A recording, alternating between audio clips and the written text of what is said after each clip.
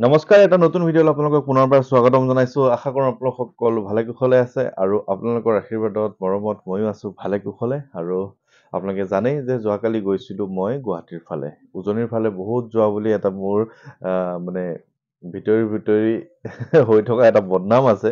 আৰু সেইকাৰণে উজনিৰ কথা ঠিক তেনেধৰণে এইবাৰ যোৱা নাই, বহুত দিন হৈ গ'ল। আৰু মই এই যোৱাৰ কথাটো মই অকণমান কমাই দিছো। অকণমান মানে বহুতখিনি কমাই দিছো, কাৰণ আপোনালোকৰ পৰামৰ্শৰ মতেই কমাই দিছো। কাৰণ মই মাজতে খুব বেছি যাব লগা হৈছিলে, কাৰণ নিমন্ত্ৰণ আছিলে সকলোৰে। এতিয়া বহুত বেছি নিমন্ত্ৰণ আছে, কিন্তু মই যোৱা নাই এই কাৰণে, কাৰণ মোৰ মানে যাত্ৰাটো বেছি হ'লে এইফালে কঁকালৰ বিষ হৈ যায়। আপোনালোকক মই জনাইছিলোঁ আৰু আপোনালোকে মোক কৈছিল যে জিৰণিৰ প্ৰয়োজন, তেনেকৈ ৰেষ্ট ল'ব দিছিলে। আৰু আপোনালোকৰ পৰামৰ্শ অনুযায়ী মই মানে সপ্তাহটো প্ৰায় ঘৰতে থাকোঁ, আৰু শনিবাৰ দেওবাৰ হ'লে তেনেকুৱা ধৰণে কেতিয়াবা ওলাই যোৱা এটা পৰিকল্পনা কৰোঁ। কিন্তু তাৰ মাজতো কথাবিলাক চাই লওঁ আৰু, কাৰণ প্ৰয়োজন যিহেতু মোক আপোনালোকে মাতে, বিচাৰে, কিছুমানত অকণমান লৰালৰি থাকে, তেনেধৰণে যাওঁ, গৈ আছোঁ। আৰু যোৱাকালি গৈছিলোঁ কুকুৰমাৰা, একদম লাষ্ট কুকুৰমাৰা বুলি কয়।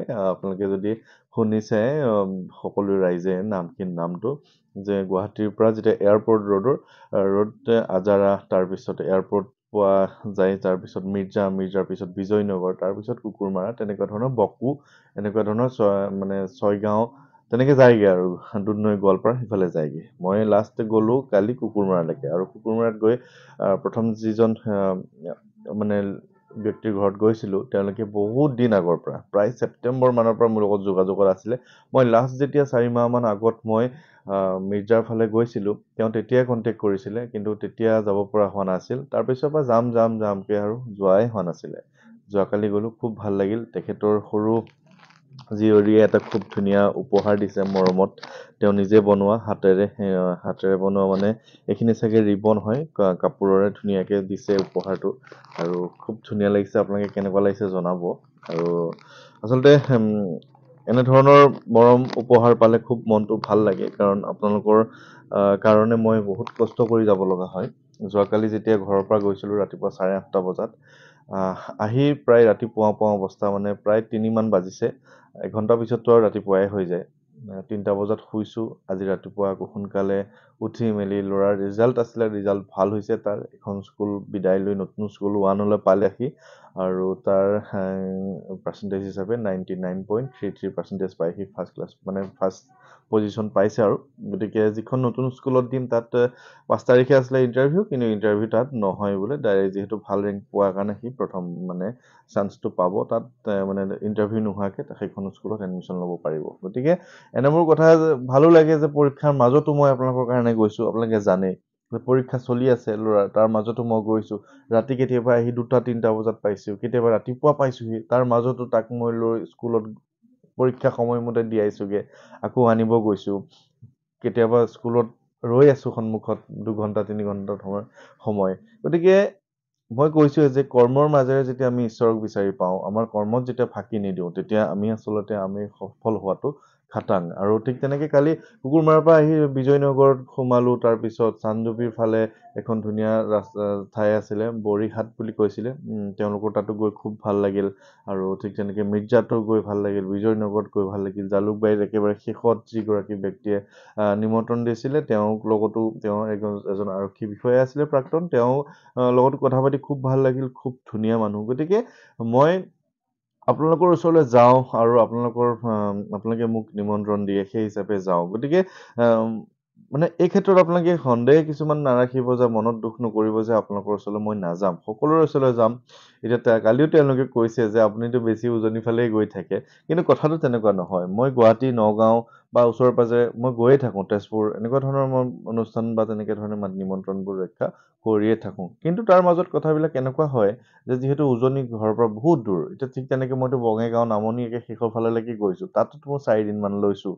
ঠিক তেনেকৈ উজনি গ'লে কি হয়, তাত সময় লাগে, দূৰ হৈ যায় কাৰণে থাকিব লগা হৈ যায়। তাৰ পৰা যেতিয়া ভিডিঅ'বিলাক দি দিওঁ, সকলোৱে ভাবে কেৱল মই তালৈকে যাওঁ, তেনেকুৱা ধৰণৰ নহয়। আৰু আচলতে আৰু এটা কথাৰ কাৰণে আজিৰ ভিডিঅ'টো বনাইছোঁ।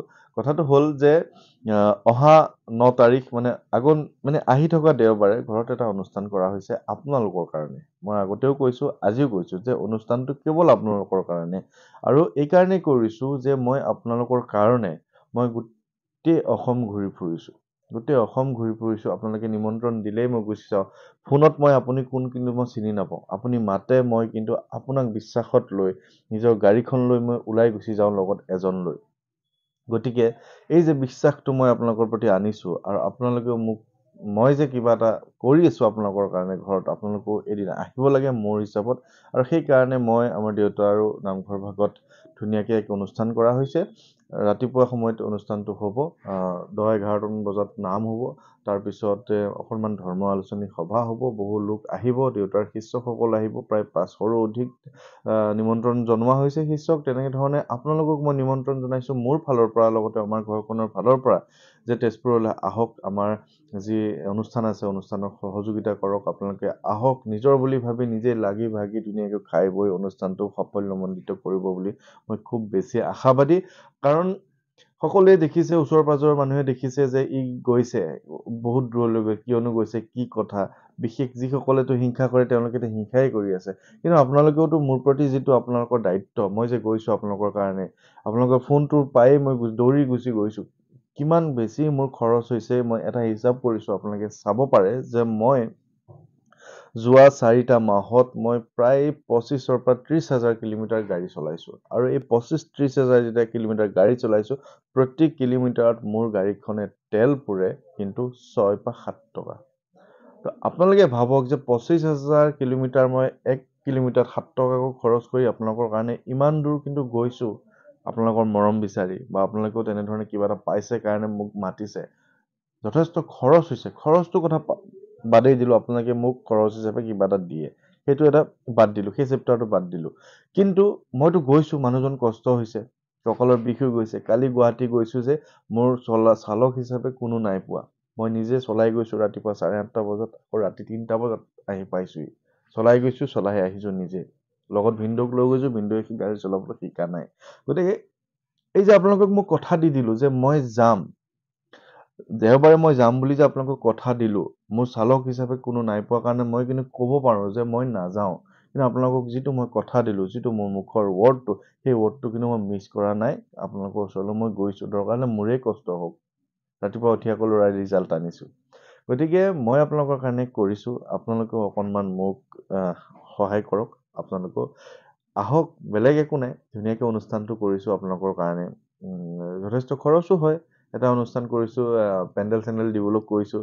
আশা কৰিছোঁ আপোনালোকে আহিব, আৰু আপোনালোকে যদি নাহে তেনেহ'লে মনটো অলপ দুখ লাগিব। কাৰণ মইতো কেতিয়াবা এনেকুৱা হয় যে মই কোনোবা এঠাইলৈ গ'লে কিছু মোৰ অত্যন্ত মৰমৰ মানুহসকল, কিছুমান লোকৰ ঘৰত মই এনেই সোমাওঁগৈ, আত্মীয়তা এটা গঢ়ি তুলিছোঁ নহয় জানো। আৰু প্ৰত্যেকজন লোককে মই ফোন কৰি মাতিব পৰাকৈ মোৰ আচলতে ক্ষমতা নাই। কাৰণ মোৰ হোৱাটছআপ গ্ৰুপটোত 1024জন লোক আছে। সেই 1024জন লোকক মই ফোন কৰাৰ উপৰিও গ্ৰুপত নথকা আৰু 1000-2000 মানুহ আছে। গতিকে সকলোকে ফোন কৰাটো মোৰ বাবে সম্ভৱ নহয় আচলতে। গতিকে মই আপোনালোকক অনুৰোধ কৰিছোঁ, আপোনালোকে আহক। একেবাৰে আশা কৰি নাথাকিব যে মই ফোন কৰিম বা ফোনটো কৰিলেহে আহিম, বা এনেকুৱা ধৰণৰ মনত নাৰাখিব যে এই ফোন নাই কৰা কিয় যাম, মেছেজ নাই কৰা কিয় যাম, তেনেকুৱা বুলি নাভাবিব। আপোনালোকক নিমন্ত্ৰণ দিছোঁ, প্ৰত্যেকজন মানুহকে নিমন্ত্ৰণ দিছোঁ, যিসকলে মোক ভাল পায়, যিসকলে মোৰ অনুষ্ঠানবোৰ ভিডিঅ'বিলাক চায়, আৰু যিসকলে মোক ভাল পায়, মৰম কৰে, প্ৰত্যেকজনকে মাতিছোঁ। গম পাইছে চাগে কাক কাক কেনেধৰণে কোনে মোক ইমানখিনি মৰম কৰে, কাৰ কাৰণে মই আজি এইটো পৰ্যায়ত আহিলোঁ আপোনালোকৰ কাৰণে। গতিকে আপোনালোকে আহক, মানে কি হ'ব, খিচিৰি খোৱা হ'ব, আপোনালোকে নিজে লৈ মেলি খিচিৰি খাব লাগিব, বহুত মানুহ হ'ব। গতিকে সেই মানুহখিনিক নিজে আপ্যায়ন কৰা আপোনালোকে সুবিধাটোও লওক, ভাল পাব। ভকত বৈষ্ণৱক শুশ্ৰূষা কৰিব পাৰিলে ভাল। গতিকে আপোনালোক আহক, নামঘৰটো সেৱা কৰিব আৰু অনুষ্ঠানটোও কৰিব, অকণমান ধৰ্মৰ আলোচনা হ'ব, সেইখিনি আলোচনাও শুনক, খুব ভাল লাগিব। গতিকে মই নাম হিচাপে কাকো কোৱা নাই, কিন্তু প্ৰত্যেকজন মানুহে মই কাক কৈছোঁ, কিয় কৈছোঁ, প্ৰত্যেকজন মানুহে কিন্তু জানে যে মই আপোনাকেই কৈছোঁ। গতিকে আপুনি আহক, বেয়া নাপাব ফোন কৰিব নোৱাৰাৰ কাৰণে। আৰু আজিৰ ভিডিঅ'টো বিশেষ দীঘলীয়া নকৰোঁ, কাৰণ ভাগৰো লাগি আছে, ৰাতিপুৱা ভালকৈ শুবই পৰা নাই। আৰু অকণমান যোৱাকালি ভিডিঅ' বনোৱা নহ'ল কাৰণে অকণমান বনাই দিছোঁ আপোনালোকৰ কাৰণে, আৰু নিমন্ত্ৰণো দিছোঁ। আকৌ মই মোৰ এড্ৰেছটো সাপেক্ষে ধুনীয়াকৈ এড্ৰেছটো দি আপোনালোকৰ ভিডিঅ' বনাম। কিন্তু অহা বৃহস্পতিবাৰে মই লখিমপুৰলৈ যাম। লখিমপুৰত দুজন ব্যক্তিৰ নিমন্ত্ৰণ আছে আৰু যদি অন্য কোনো লোকে লখিমপুৰৰ নিমন্ত্ৰণ দিব বিচাৰে খুব সোনকালে মোৰ 9085093104 এই নম্বৰটোত নিমন্ত্ৰণ শব্দটো একেবাৰে ওপৰত লিখি আপোনালোকে লখিমপুৰৰ কাৰণে কিন্তু নিমন্ত্ৰণ দিব পাৰে। বহুতে আগতে দি থৈছিলে যদি নিমন্ত্ৰণৰ মেছেজবোৰ পিছলৈ গুচি গৈছে, গতিকে মনত পেলাই দিবৰ কাৰণে আপোনালোকে সেই মেছেজখিনি কৰিব যাতে মই যাব পাৰোঁ। দুজনে নিমন্ত্ৰণ দিছে আৰু দুজনৰ যদি নিমন্ত্ৰণ হয় তেতিয়া মই মোৰ আচলতে সঁচা কথা ক'বলৈ গ'লে লেঠাটোও কমি যায় আৰু আপোনালোকৰ কামটো হৈ যায়। গতিকে আজিলৈ এৰিছোঁ। সকলো আহিব। বৃহস্পতিবাৰে লখিমপুৰ যাম, তাৰপিছত যোৰহাট, তিতাবৰ, গোলাঘাটৰ কাৰণে এটা অনুষ্ঠান কৰিম। আমাৰ ঘৰৰ অনুষ্ঠানটোৰ পিছতেই 3 দিনীয়া কাৰণে এটা প্ৰগ্ৰেম কৰিম। গতিকে সকলোকে লগ পাম আৰু সকলো আহিব বুলি আশা কৰিছোঁ। আৰু আজিৰ ভিডিঅ'টো ইমানেই। আৰু এইটো ইমান ধুনীয়া ফুলৰ এই উপহাৰটো কেনেকুৱা লাগিছে জনাব আৰু এৰিছোঁ। ধন্যবাদ। ভালে থাকিব।